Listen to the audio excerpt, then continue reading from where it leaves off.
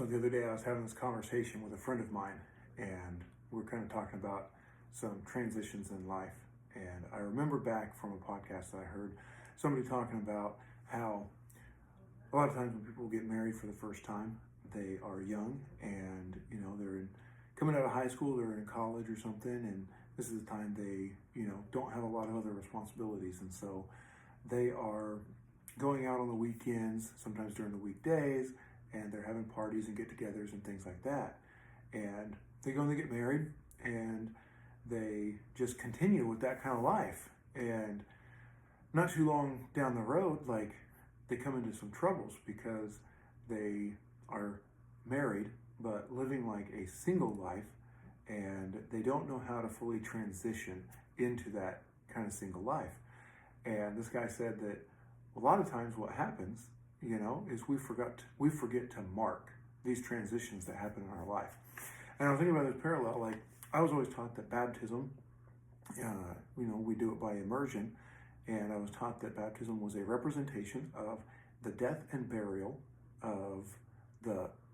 ending of our old life before we accept Christ, and that was going into the water, and then coming out of the water is like the resurrection or the beginning of our new life as disciples of Christ. And while I was thinking about this transition thing, I thought about this baptism thing, and I dawned on me that every stage of our life can go through this, whether it's marriage. The podcast suggested that when you get married, you should also have maybe like the bachelor party or bachelorette party is supposed to be this, where you are maybe having a little bit of celebration or a mourning period or whatever for the ending of your old life as being single. Well, there's going to be other stages in our lives, Maybe we get divorced, maybe we lose a job, maybe we have a breakup with somebody or something. And so to really clearly define some of these things, when you have a kid, when you graduate, you need, in my perspective, and from hearing this and some of my experience, you need to kind of clearly define both sides of the transition. Maybe it's a piece of mourning that happens, some grief that you feel, some sadness. And then maybe on the other side, you have your celebration. And so sometimes I think we overlook these transitions, and we look at one side of them without looking at the other. And I think that it can be important and helpful if we go ahead and